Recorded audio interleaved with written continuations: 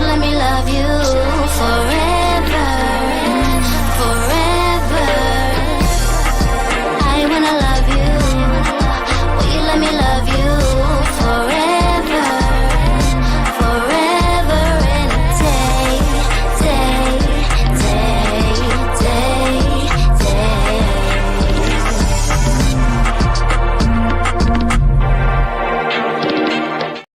We are back.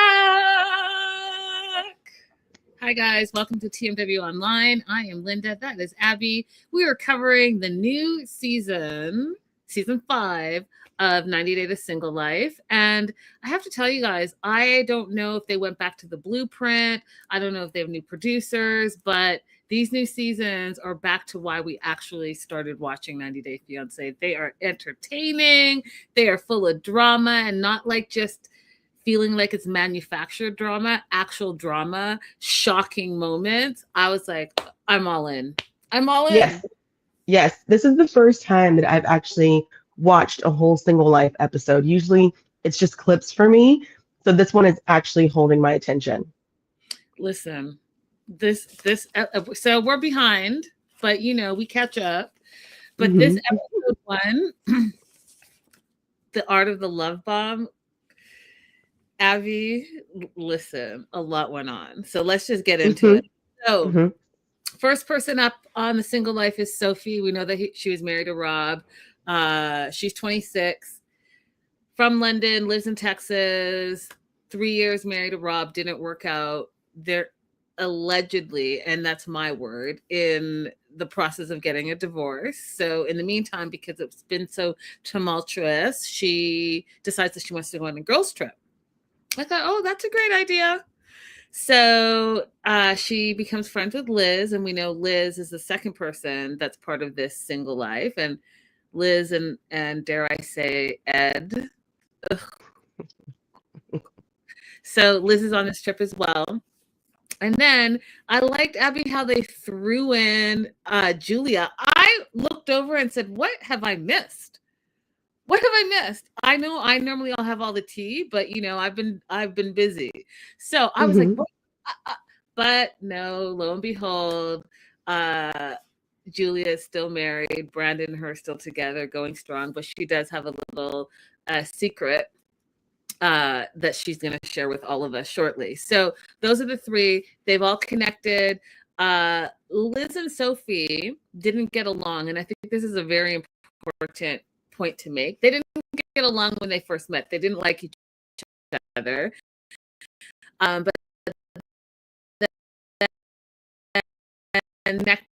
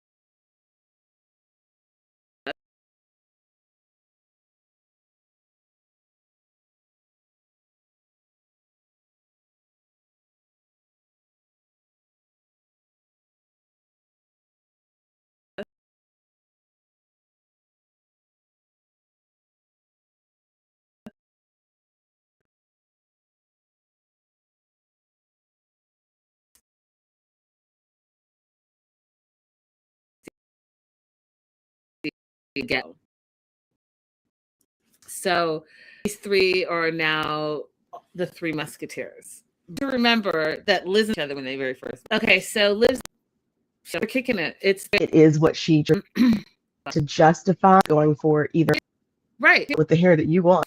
No, I don't like. She's an alpha in her career. You guys, I mean, okay. Javier lives with two roommates. They're both women. He used to date one of them, and he cheated on that girl, and so she dumped him. But he still lives with her. And I want to tell you something from. I want to tell you something that this it can only be two things. If he cheated and still lives at the house, then they're still together. And she probably doesn't know that he cheated. Or, hear me out, because this happens. Okay? This happens. He is presenting as single, but he's not single. And those two roommates, one is probably his wife and one is probably his child.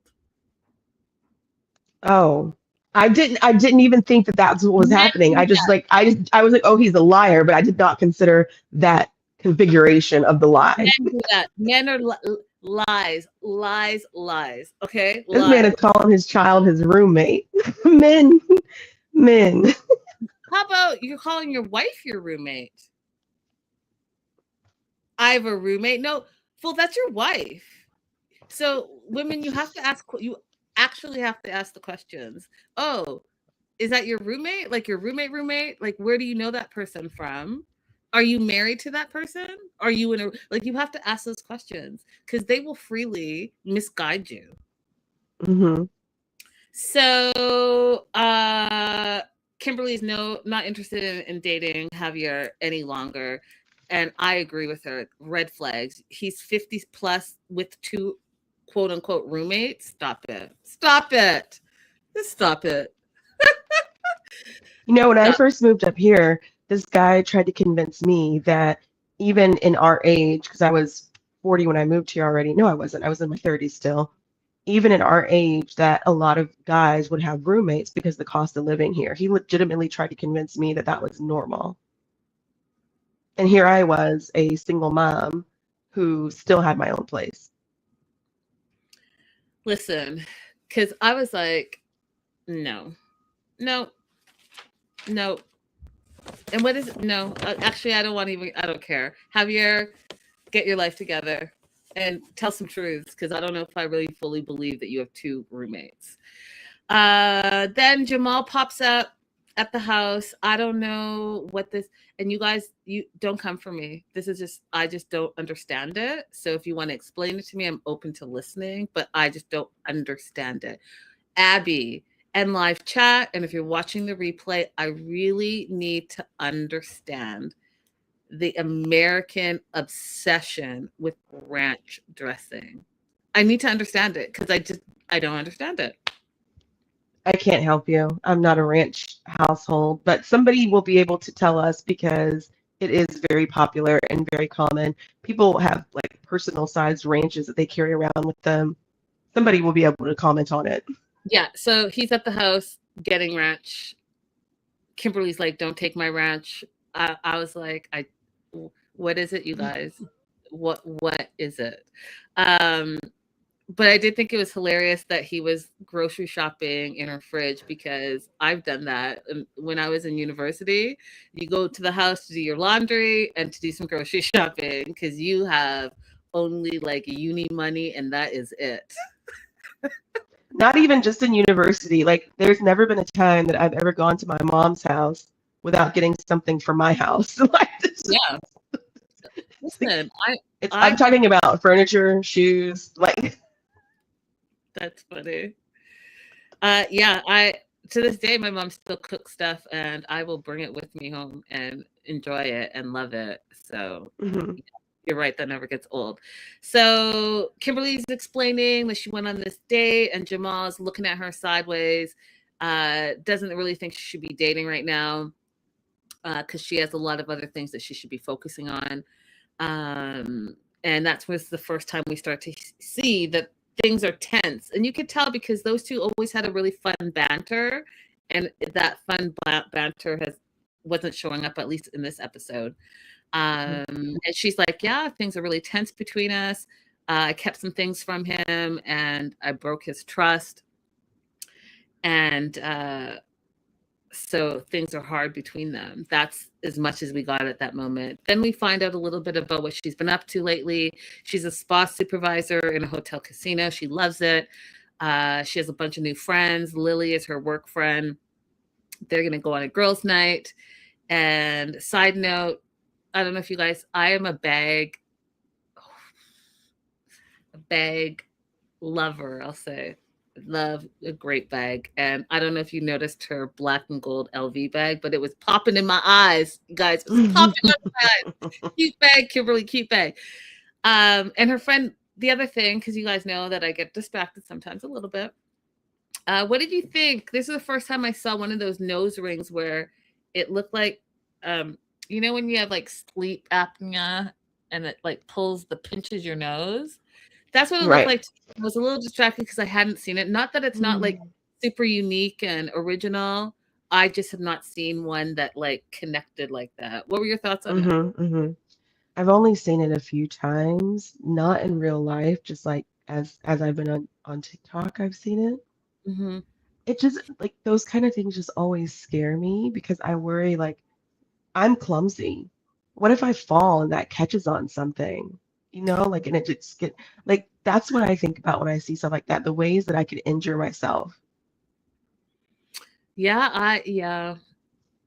Curious what you guys think about it. But anyways, it was totally like her vibe. I just was like, oh, wow.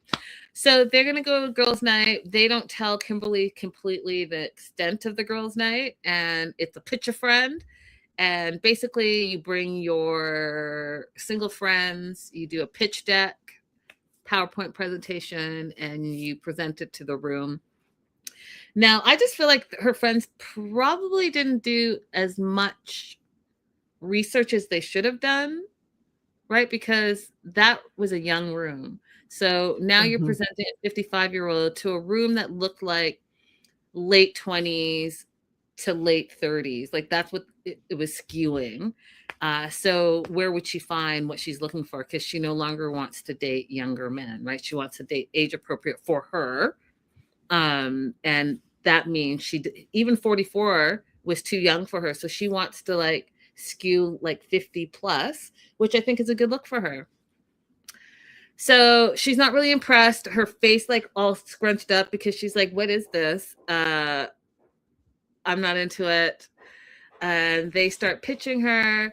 She is not impressed with the pictures that they chose. The fact that they said that she just loves Jamal, her son, so much. Her son's her world, and she loves her cats. And Kimberly, love you, girl, but it's going to be a no for me.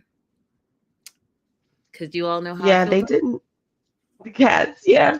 And then even the questions for Kim were like forced. One girl's like, my dad lives in New York. Would you be interested in that? Like, so it was a total bust, I think. But I also think that her friends probably should have done a little bit more research to make sure that it was going to be age appropriate for Kimberly.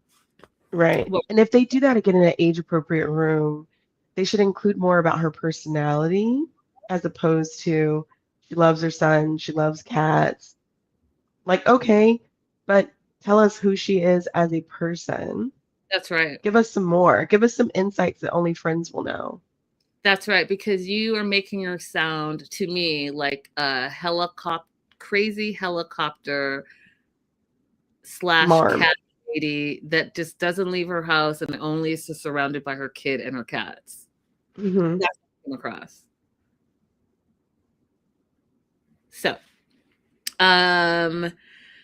So Kimberly's like, thank you so much for thinking about me. I love you guys for thinking that, but this is not working for me. And we find out that she has hookup plans with this B guy. That's her F buddy. And so she's going to go have this booty call. They previously dated pre-Usman for like 6 months. And now they're just friends with benefits. And the reason they broke up is because he wanted to have a threesome and she wasn't into it. And so they broke up. Now, they're also hooking up at hotels because B, like Javier, allegedly has roommates and they can't go to her house because Jamal comes over whenever and she's not ready to have that conversation, right? So they hook up at hotels. And okay, I don't know if I'm a hotel. Okay, I am a hotel snob. When I'm traveling, the hotel is a part of that experience for me. I'm not one of those people, oh, we're only sleeping in the hotel. It can be any type of, no, because I get grossed out easy. I want to have a nice hotel. And when they said, and I'm curious to know what you think, Abby, when they said that they hook up at these nice fancy hotels and then they popped into this room that was like a 4x4 with a big crazy white 1980s bed, I was like, maybe my definition of a nice hotel is different. Mine is also different because that looked like a Motel 8 to me. It looked like a motel where you can just walk right up to your door from the outside. That looked like a motel where like the parking lot, you park right in front of the door to go into your room to the hotel. It looked like one of those hotels that you can like rent by like 4-hour or 8-hour blocks. So yeah. Okay, so that was my first thing. I was like, nice what? Second thing, okay, B, Benjamin. First of all, Benjamin, I hate your nickname. B, it's reminding me of like 1984, and you look too grown to be a B that lives with your roommates. And what did you say? It's B because you're like a bee that buzzes around and you never know where you're going to land. Like, what? How old are you? First of all, how old are you? How old are you? That's what I want to know. Benjamin, how old are you? Because it was not given. The second thing that I just did not appreciate about him is that, okay, I'm sorry, you guys. I'm so sorry. I don't know. I don't know why I'm being this way, but here I am. I didn't like his teeth. I thought his teeth were distracting me. I didn't like anything about it. And then when Kimberly was like, hey, I really want this to be more than just hooking up at hotels. I want to maybe explore this more. And he like gave her crickets. He was not receptive at all. Like she said, he was not picking up what she was putting down. And he didn't even, if you guys are so cool and you're friends with benefits, why would he not have a discussion with you? He didn't have a discussion with you. Then you're like, oh, you're both looking at each other awkwardly. You're like, oh, I'm going to go take a shower and then I'll give you a massage. What are you getting out of this relationship?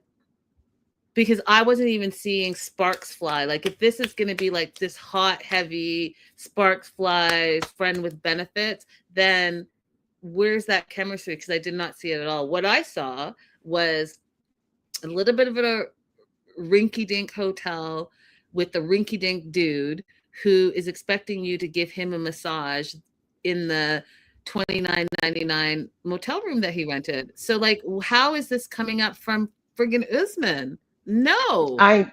The two men that you have dated or introduced us to, Javier and B, both are not self-sufficient, both have roommates, both are older, and so they should be planning dates for you. And if this is just friends with benefits, let it be friends with benefits, because I am truly, and you guys know that I talk about this, be sexually open with whoever you want to be open with, own your body, but own your choices, right? But this isn't it. It's not. Sloppy, I'll meet you at 2:00 after I've already done what I'm going to do for the night, and I'll pay the $29.99 for the room. Right. The two things. One, just like you said, this is not friends with benefits. This is her waiting on him. She is still waiting on him to choose her. That's not what friends with benefits is. You've just agreed to lower yourself from what you really want just for some kind of physical connection, very temporary physical connection. Number two, maybe this is just me, But when I think of friends with benefits, I think of a fantasy. Okay. I'm not saying like being wined and dined, but that person being attractive and them appearing with like a nice smell and a nice appearance. And I'm wrapped up in this fantasy for the night or the evening, however much time we spend together. And then we part, and that's it until we come together again. Like I romanticize friends with benefits as being like a fun coming together, go apart, and then whenever you choose to come back together again. But each time, you're entering that like fantastical world of the friends with benefit relationship. And this was so disappointing to me to look at him. Yeah. Girl, the other thing is don't go backwards. I mean, it didn't work out for a reason. Seems to me like the guy that wanted the threesome is the same guy that showed up however many years later. He's not changed one bit. He just knows that he can get some from you without any effort. And you know what? Low effort. No to low effort guys. Kimberly, you've done low effort. You don't need low effort. We need to move on. Move on from low effort energy. That being said, she does the walk of shame home the next day because we see her, showing up in the daytime in the same clothes that she was wearing the night before. And Jamal's coming over, and under the pretense that they're building some shelf for the guest room, but really it's for the bombshell of the episode, the bombshell. Jamal's not her only son, and she has the first son named Larry that she got pregnant at 21 and was with the same person, Jamal's dad, Jamal and Larry's dad, for 7.5 years, but they never got married, right? And when she got pregnant with Larry, the dad didn't want any part of it, wanted her to not have the child, and she chose to have the child, but give the child up for adoption. Kept it a secret for 30 years. Secret. Jamal doesn't know he has a full brother, same mother, same father, didn't know his whole life. She thought she was protecting him, but Jamal said something interesting, Abby, and I actually agree with him. Larry did some DNA, ancestry, whatever it is, DNA thing online and found Kimberly. Kimberly then had to tell Jamal. And Jamal said, you would not have told me had he not found you. And I think that he might be right, because why are you telling after you've been found and not before? And at some point, like, there are so many questions I have. Like, at some point, he's an adult. Why do you not say, hey, by the way, you have this sibling in your life? Mm-hmm. And allow him to make the choice to want to get to know him or not. And at least that person is out there somewhere. Mm-hmm. Go ahead, Abby. Yeah. I understood Jamal's contempt, but I saw also in an episode of Pillow Talk that Jamal was saying that people don't understand why he was so upset, and he wanted to explain more of what happened. And I haven't seen it come up in Single Life, so I'm going to go ahead and say it here. When Larry found them through doing the DNA test, he actually thought that he was communicating with Jamal. Kimberly was pretending to be Jamal for several months. And only after making multiple excuses as to why they couldn't meet in person did Kimberly finally break down and tell Jamal, hey, you have a brother. He's been communicating with me, but he thinks he's been communicating with you. And that's the reason why we see Jamal being so sour at this revelation. And he was upset by the fact that people were saying he was not being kind to his mom and not being understanding to her, because we didn't get the full picture of how it was revealed to him. That that's why he keeps talking about, if I can't trust my mom, who can I trust? Because it's not just about that now. Thank you for sharing that, Abby. It's not just about, hey, you didn't tell me I have a full-on brother, but you were impersonating me and having a whole relationship being built off of another lie. Ooh, ooh. Mm-hmm. That just gave me goosebumps. Look, you guys, real goosebumps. That's crazy. Yeah. That's crazy And that business. completely made sense. It like made sense to me because me and my mom did the DNA test, and the way that they give you your results back is you have to create a profile on the Ancestry website. And so I created the profiles for both me and my mom, so I can go into her profile and see any messages that people send to her. So that makes sense. They probably did it together, and then Kimberly is the one who can go into Jamal's profile and go into her profile and message like back and forth. And she probably did that on purpose because she knew there was a chance that these siblings were going to pop up when they did the DNA. And instead of telling Jamal, hey, here's something that you might find out once we do this, he hid it from her. Also, just on a funny note, I only had one person contact me when we did the Ancestry DNA thing.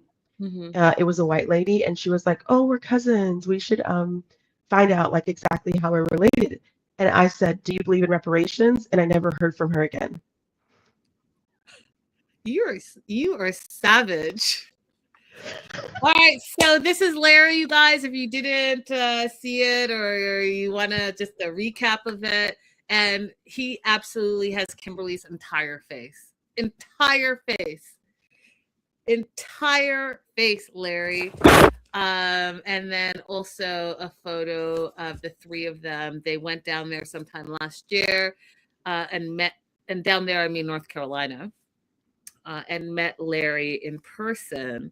Now, you would think, you guys, that this was going to be enough of a bombshell. So we got Sophie dating Pedro. You already know it's going to be messy because both of them are messy individuals and full of drama, and it's going to be great. But next, you have Kimberly saying she has a full-on baby that is no longer a baby, that she hid for 30 years from her other baby.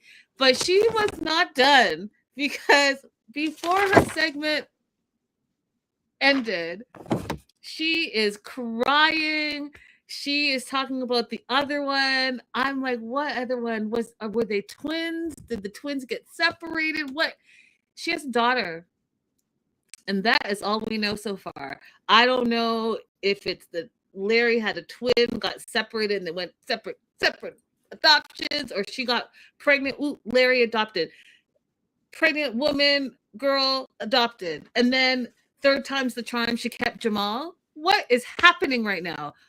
What is happening? Because I don't know what's the bigger secret. Is it a bigger secret to say, hey, I was 21, got pregnant, had twins, the twins got separated, so there's a fraternal or whatever somewhere out there, Larry, that you should know about? Is that going to freak him out more? Or is it worse if it's like, oh, Larry, you're the oldest brother, and you not only have a younger brother, but you have a younger sister?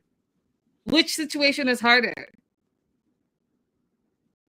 I think the second scenario is harder because then the two given away are left to wonder, why did she keep the third but didn't keep us? Great point. I would go with the first scenario. If I had a twin out there in the world that I did not know about my whole entire life, and then I find out that I have a full-on twin, I would be freaking out. I would be freaking out. That's also true. I think be that's freaking out, you guys. So harsh to separate twins. Man. I mean, I can't wait to find out who this girl is. Where is she? And why did she choose that wording specifically? Why did she say the other one? Well, her language towards these children doesn't feel like she's truly claimed them as her own, because they're not back in her life by her choice, right? Because even when she was talking about Larry, she said, well, technically I'm a grandmother. That doesn't feel like excitement. It doesn't feel like curiosity about this grandchild. It feels like she's being put upon by having to deal with all of this. Blue Panda is spoiler alert. Hey, Blue Panda. Hey, Raydella. Looks like they're not twins, but I don't know what they are, but they're two separate babies, is what Blue Panda is saying. I'm still needing to know. I'm still freaking out. That is a lot. It's a lot to bring into family life. The other thing that I thought was interesting is that so they've invited Larry and his family, his wife and his kid, to come to San Diego to see how, you know, she grew up and how her life is in San Diego. So I think that that's going to be a very interesting thing to play out. Do you want to add anything? So I have a quick question for you and everybody in the live chat. If you are agreeing to go on a reality TV show, would it be a priority for you to take an inventory of any of your secrets or any like inconsistencies and inform your family of those things before you do that show? Would that be something that even like crosses your mind that you want to do? Because I thought about it. I did an interview for Love is Blind. And as we're like waiting to find out if you get selected, I was thinking to myself, here are some things I need to talk to my mom about before, if I ever get picked to go on a TV show, I need to call her and just be like, hey, I got some things I need to run through with you. Listen, if I ever did a reality show, absolutely. You better crack open all the secrets that you need to tell your family, have that out first and foremost so that they are not shocked. They're not finding out when the world is finding out. And, you know, you have no control of how they produce and cut and edit that show. You might say something that comes out of context. So not only are they finding out at the same time the rest of the world is finding out, they're finding out probably not in a complimentary way. So you're going to walk away and come to the house and have full-on drama at the house that is going to be lasting forever. So yeah, for sure. To that question, go ahead and get all those secrets out and get them out immediately. Lori said she had a friend who knew he was adopted and then was under the impression he was the only child this woman ever gave up. But it turned out she'd given up 3 or 4 children for adoption. Wow.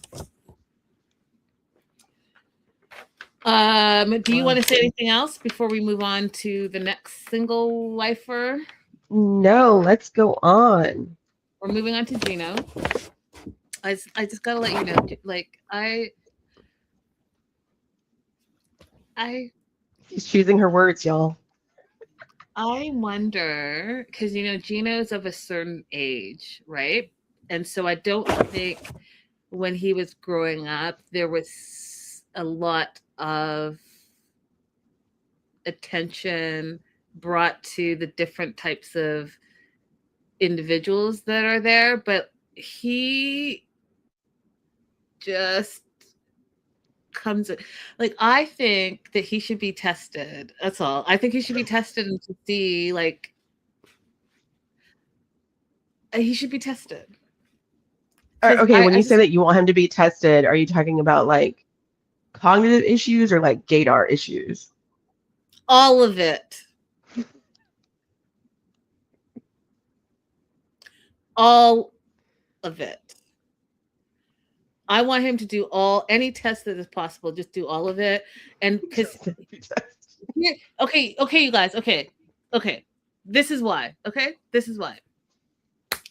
You ever be on a dance floor and you got your groove on, and you're like having a good time. And then like maybe you turn and you see someone dancing that has no rhythm, that's like flopping in the air, and it throws your rhythm off for a bit because you're like so shocked. That's how I feel every time I see Gino. He has that nervous energy, and like even when he talks, it's like nervous energy, and it can't be because he's on TV, because he's been on TV for so long. So that's just his personality, and it makes me uncomfortable. Like when I sit and watch him, I'm uncomfortable because why are you uncomfortable? Why are you like, and then the fact that he like spills out his hate about his life, the things that he's gone through, to just any random person. Like, sir, The taxi driver didn't ask you any questions whatsoever.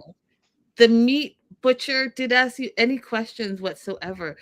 No one's asking you any questions. And why? You're not even engaging them. You're just spewing your negativity at them, and then you be like, thanks, and you walk away. It's all just it's too much for me, Abby. Yeah, I was immediately turned off when they presented Gino to us. And then he opened his mouth and it just got worse from there. Like, I want some single young hot thing or whatever that phrase was that he used, where he specified he wanted somebody who was single and beautiful. You need to be the things that you want to attract. Yes, Lori, same. Lori says he makes me so uncomfortable. And then the other part of it, okay, so after all the tests and the spectrums and the direction and the social disorders, yes, all that, Lori. After that, I do also like he just kind of, you guys, he kind of a little bit gives me incel behavior. Like Big. just like you would prefer to be online and meet people rather than real life. Like you're not even in the generation to be thinking that way. So that's why I'm like, what did you do pre-internet? Because you're old enough to be pre-internet. And Well, then he told us. no, that's what Oh, that wrote ads. He wrote ads for women, and he doesn't even like think about the women he wants. He wants to be like a sugar daddy, but he's got no sugar. And then he wants to bring an immigrant over because he thinks that maybe he's going to be able to like make them conform to his ways and they won't know any better. Then and he says like he likes to take pictures of himself and curate what he wants you to think he is. Can you imagine being the woman that shows up and gets this guy because he's curated? Like it's very incel-y. I'm not into it. It's like it's very inselly. And you know what I got from him? Big vibes. Do you remember back in the day on Craigslist? You guys, if you're innocent, you probably didn't even know this was happening. But there used to be a section on Craigslist where men would put ads for activities that they wanted to do, and they just didn't want to do the activity on their own. So if you agreed to go with them to that activity, they would pay you and pay for the activity as well. And so it would be simple things sometimes like just getting your nails done or sometimes like going to the movies. And he gives big Craigslist ad old school guy to me. that's probably where he was putting his ads. I didn't know that was a thing. It sounds terrible. It doesn't exist anymore, but yeah. Sounds terrible. Sounds terrible. So he's looking for the love of his life. He's back to the gym, he says, working out, getting in shape. He wants to find a young, hot lady, and a woman with a good heart. And then he talks about Jasmine, how, soon to be his ex-wife. They met 4 years ago. And he just hates her. And that's all that comes across this episode. He felt that Jasmine always beat him down. She got pregnant 2 months after separating with some random guy down the street, which is not true because she told you exactly who she wanted to have relations with, because let's not forget your part in it, Gino. You were not being intimate with your wife whatsoever, period. And you were actually using sex as a weapon against her. So stop acting like you're the victim, because I hate that. I hate that. Don't switch the narrative. We all saw the same thing. You equally played a part in that toxic relationship. So calm down. You're not the victim. And what you're not about to do is make Jasmine the villain in this story, because per all the things I just said, you have your own stuff as well. So stop that. I hate when men all of a sudden make the woman the villain when you've broken up. Like, just stop it. So Jasmine is with Matt. We already know that. Pregnant, babies.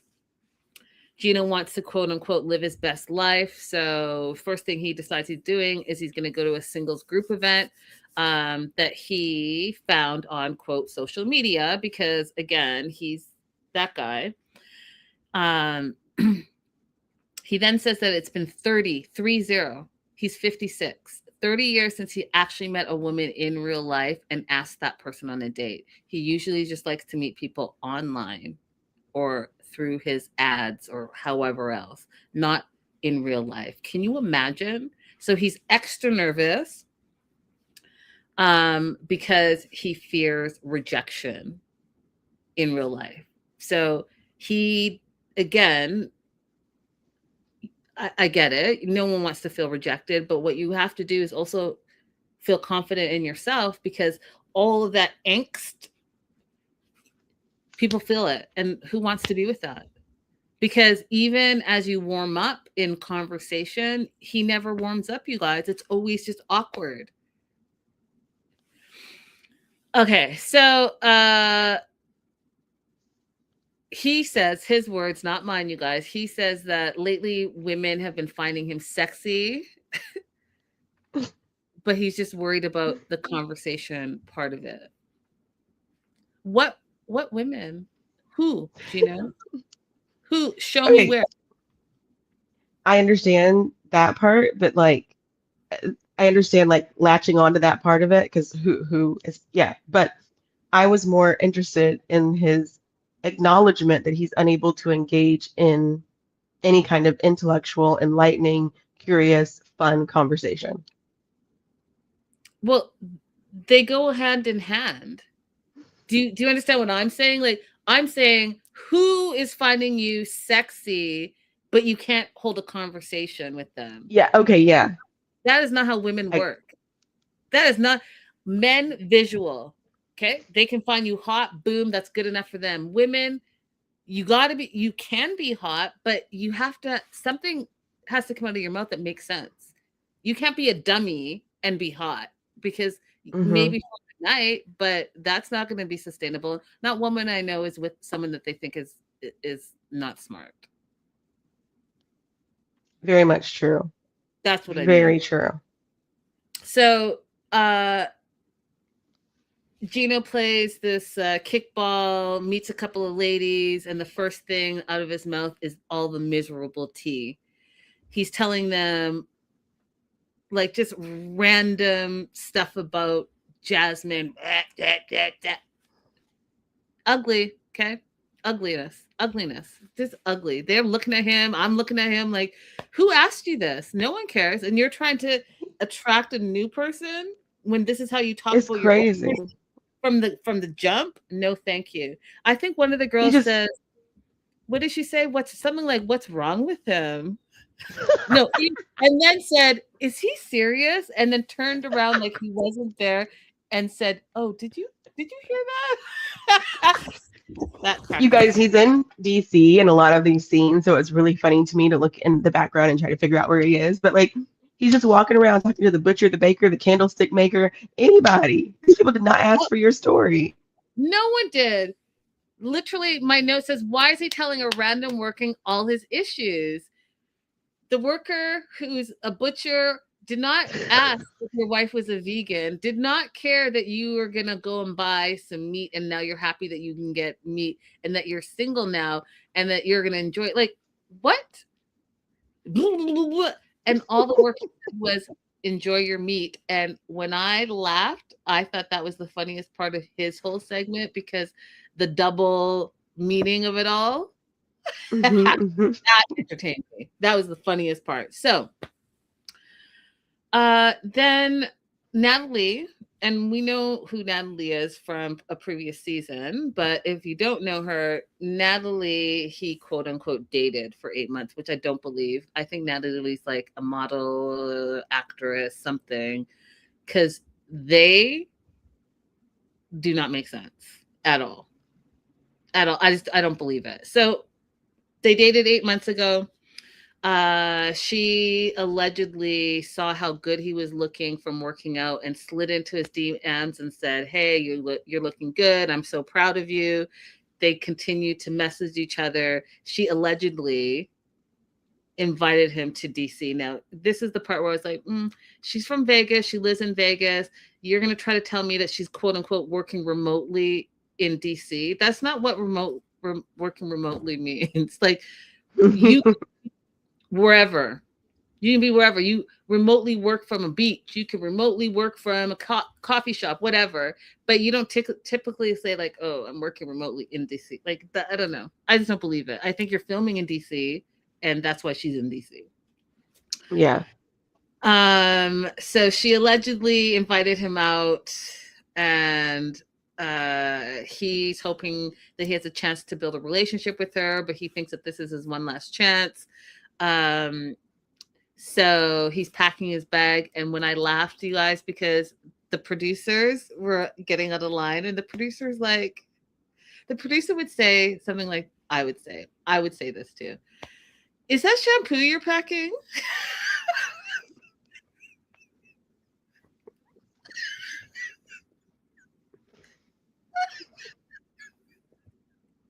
Why, yes, it is. He's packing shampoo. You guys, you know that little patch at the bottom of his neck that he refuses to get rid of? That looks like a dirt bunny. He uses the shampoo to clean the dirt in the back. Oh God.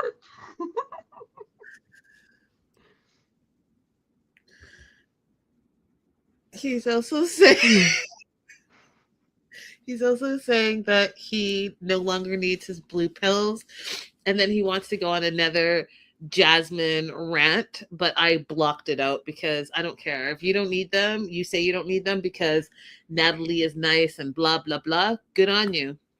And it's a lie anyway, because you brought those pills the very first time that you went to Panama before you had any issues with Jasmine and said that you used them. So it never had anything to do with her attitude. It had to do with your sexual dysfunction, malfunction. Wait, no, what is the word for it?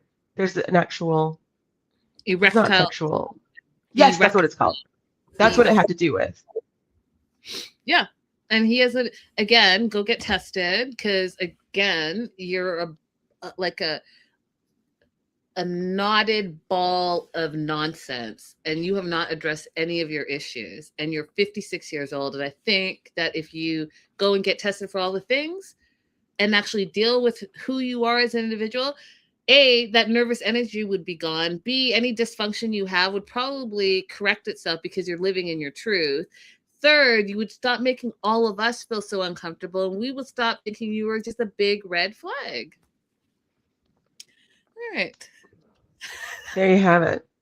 Natalie also oh, go ahead.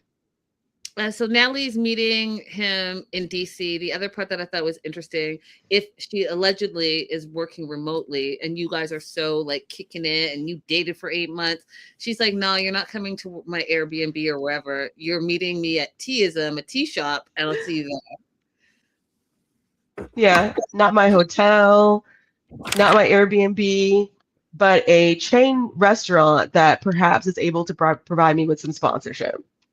That part. Teaism is cute though, y'all. If you followed my series about going to afternoon teas, Teaism is a nice spot. Oh, I thought of you because I thought that looks right up my alley. There's this tea bus that's out here in LA that I want to go to, and it looks amazing. I think you did the tea bus. You did the tea bus. Go ahead and lower your expectations. If it's the same chain they have out here in DC, it's called Tea Around Town. Yes. Yeah. It's fun. Like, go and do it, but just lower your expectations on what kind of food you're going to get while you're on there, and then you'll be perfect. Oh, really? Yeah. The video sold me. Listen, I did it with my mom because she wanted to do it, and we enjoyed live entertainment. I like any kind of live entertainment. I am so excited for any people who feel confident enough to get up and sing in front of people and interact, like an interactive showpiece. Yeah. So my mom loved them singing to her, so it was worth it. But as far we got off and went to go eat somewhere else. Wow. Okay. Good to know. Lori says, when it comes to Gino, his inability to be accountable for anything on his side of things drives me absolutely nuts. Same girl, same. Same girl, same. Do you want to add anything else to Gino's? The only thing I want to add to Gino is that, like, when you were talking about testing him earlier, I would Mhm. also like to explore, like, what happened in his life that caused him to have arrested development, because he clearly, like, does not operate in the mind frame of a 56-year-old man. Like, can you imagine being 56 and putting a cucumber in your bio or eggplant in your bio? No, that's what That's I'm very saying. immature behavior. But that's why he needs to be tested, Abby. He needs to be tested. That, like, there's no maturity, there's no critical thinking, there's no accountability, there is no ownership for your own dysfunctions. Like, I could go on. I could go Hmm. on. He needs to be tested for all the things, because his inability to be comfortable in his own skin is making me unhappy in front of my own TV in my own hut, and I don't appreciate it. It's upsetting me and my homegirls. That part. Okay. The last person. Oh no, not last, because there's lists. Should I do list first? No, I'll do list last. Pedro, 33, from Atlanta. He was the villain for the breakup between him and Chantel. So he decided he was doing low profile since his divorce. But he's now put everything behind him. He says he's ready for the next chapter, and his next chapter is Sophie, and he is serious about it. He decorated the van. So Sophie's in DR. He got a van for her and her friends to get around the island. He's decorating with roses. He thinks she's fine, like a guitar style body. This is back to what I told you. Men are very visual. He loves her legs, her arms, her booty, her blah, all the things. Okay. All the things that guys say. He loves it. Goes on to say that he has strong feelings for Sophie, thinks she's quote unquote the full package. And then they do the flashback where he moved to America 9 years ago for love, he says, but then he too blames Chantel for the demise of his marriage, because he said her family caused all the drama and they were crazy. And I would just like him to refer back to his own family and his own mom and some of the things that his mom and his sister have said. So let's take equal responsibility for the crazy cray, because it came on both sides. But he says that he has learned from his divorce some lessons. He's learned that he needs to put in more time in relationships, more efforts in relationships.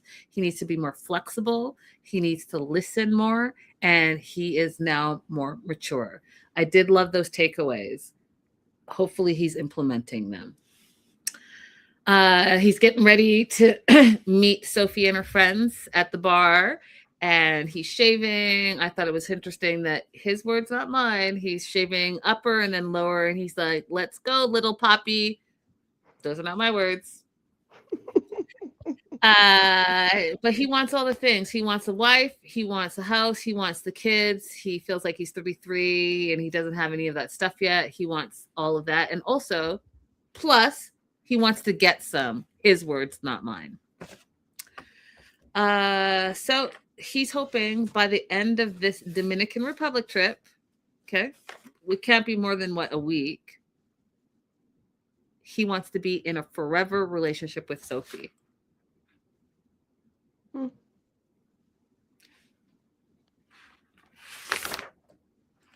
So I'm not going to say anything. I'm going to, you know how you guys, I normally just go off on a tangent. I'm going to leave that alone for a minute. I'm going to let that just simmer, but know that I have some thoughts. So when I go back to you guys and say, oh, this is what I was thinking, you will remember. I have a little mini tangent. When he said that he had been keeping a low profile, I was kind of astonished by that because, you know, we haven't seen him flaunting his dating everywhere, but he did come out as a very big Trump supporter. And that was like all over his IG for a very long time. That was not maintaining a low profile. Him and his mom are big Trump supporters. Yep. That is not low profile. And it's very interesting to me that in his support of Trump, he still chooses to date another immigrant. Mm. It's just interesting to me. Like, I would imagine someone in his position is in the delusion of I am American because he is a citizen now, and like that they think that they wouldn't be perceived as immigrant anymore. But then you're going to go and date someone who also is an immigrant. Just that whole psychology behind that is very interesting to me. Mhm.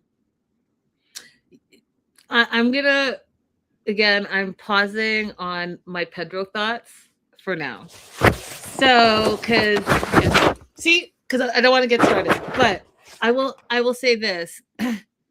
Lori said his words don't seem to match his actions. That's what Lori said.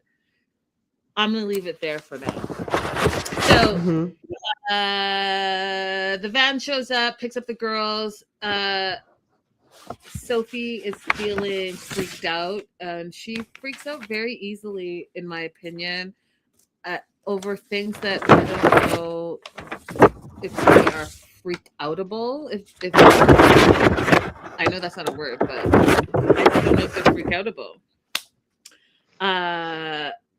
Like, okay, so what? He put some rose petals and a friggin' disco ball in a van. What is too much about that? But she feels overwhelmed. She feels like he's coming on too strong. They haven't seen each other in 2.5 months. Pedro's hoping that Sophie feels the same way about him that she felt the last time they were together. He sees her, she pulls up. Wow, you look good. You look stunning. But she literally just was like, when we give that side hug where the person Little can't put church their arm hug. on you and pull you close. What did you call it? Little church hug. Yeah, that's what she did. And she stepped back. And it was awkward. It was kind of like he said, like a brother hug. Hmm. And then Julia, every girl has to have a Julia friend. Julia brings the good times, she brings the good vibes, the good energy. She looks at the positive of it all the time. Julie comes in there, first time meeting Pedro, big hug, big laugh. She breaks all that weird tension that was happening between Sophie and Pedro. And then they go upstairs to meet Pedro's friends, Villa.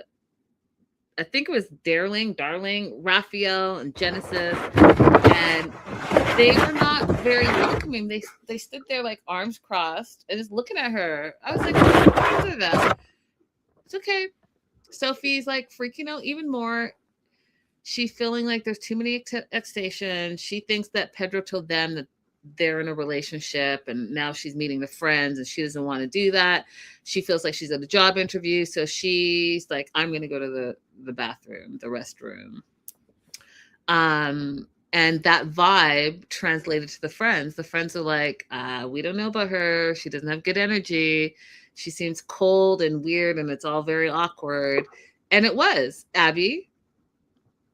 Like, I don't even understand why she would bring that energy in the first place.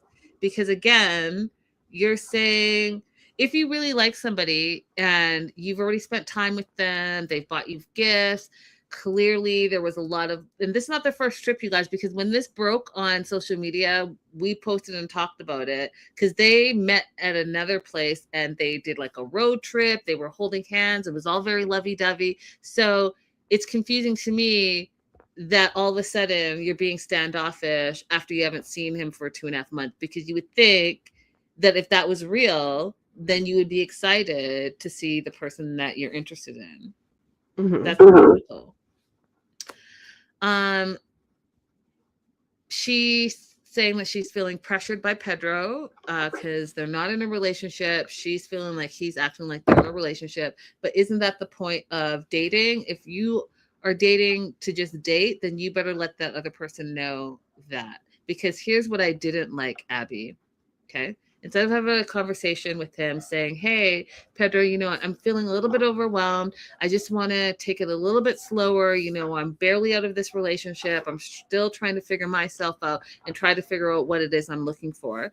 Instead, okay, and I want you guys to pay attention to this because people do this and it's very toxic. It's so toxic.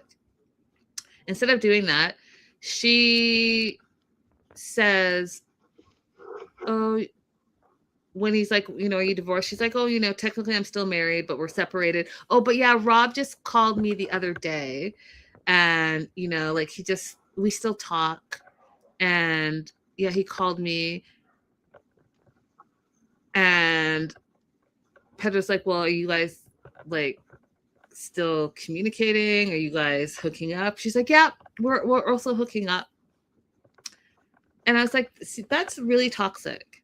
Because now, instead of owning how you're really feeling about this situation that you've put yourself in right now, you are making the other person feel crazy for how they were feeling about you, because you don't know how to communicate like in a healthy way and put your boundaries out there. Instead, you're making the other person feel like shit and make them feel like they're crazy, because one minute you're accepting $2,000 gifts, you're lovey-dovey, you're going on trips, you're even coming on a trip to meet the person, and in the same breath you're telling that same person that you're still sleeping with your ex, and they still call you late at night and you pick up. You know how toxic that is?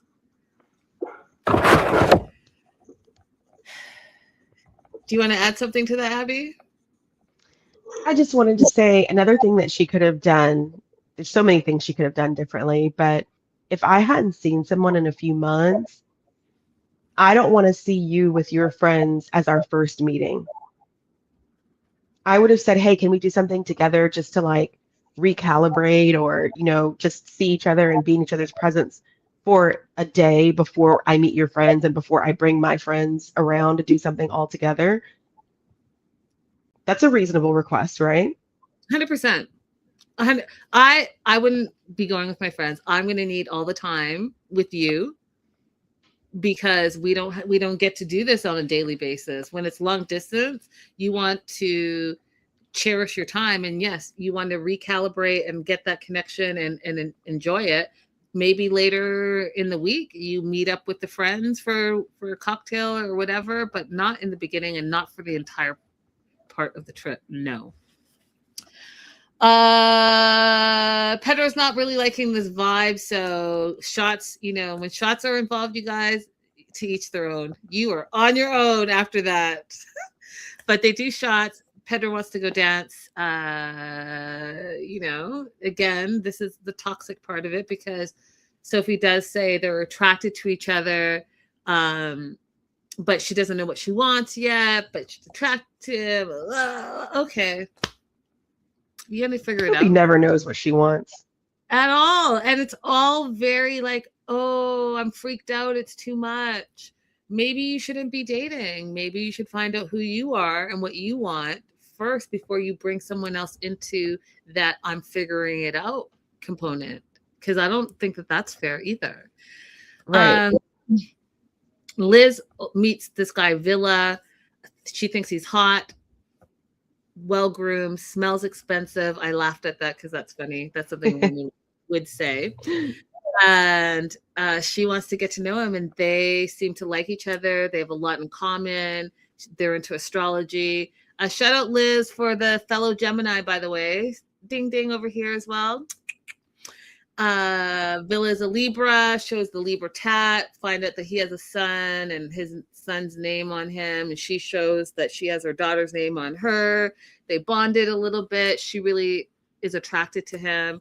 And you know what, Liz? Go ahead and have you a little Dominican Republic fling, because that, Liz, is exactly what she said she's looking for. Okay? Mm-hmm.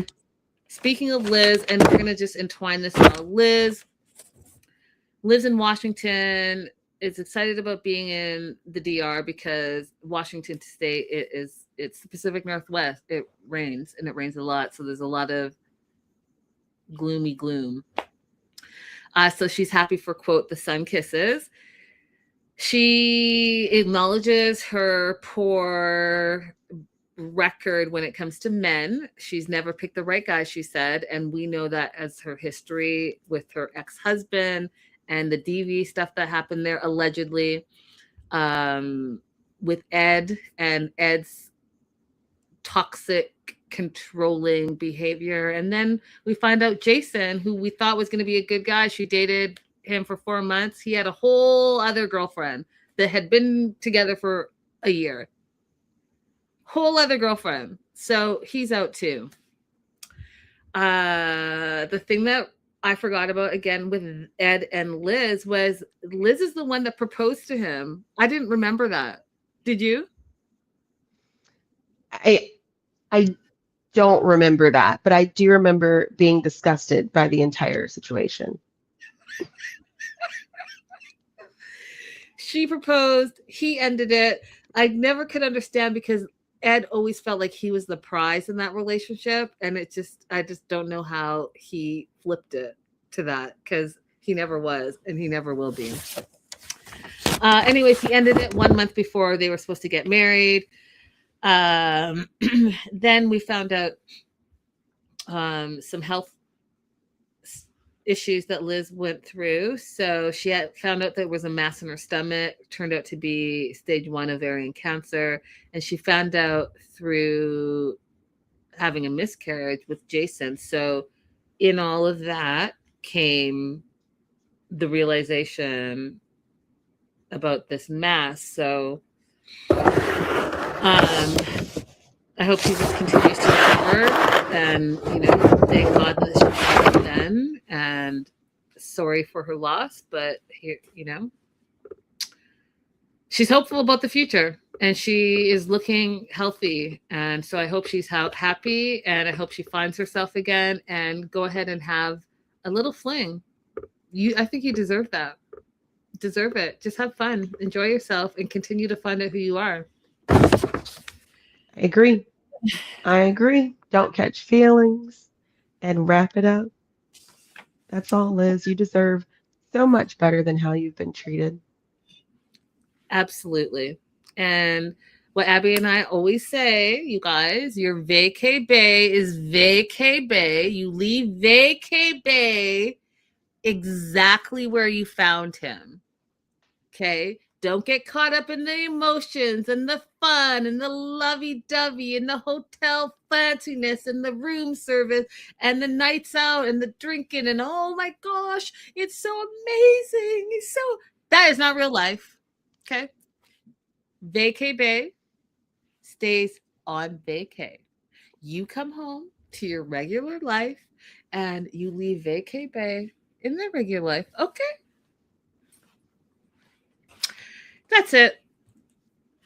Do you want to add anything else? Because I think I've wrapped every single lifer. There's some new girl that I keep seeing. Don't know who she is, but she's already rubbing me wrong. Because why are you always screaming?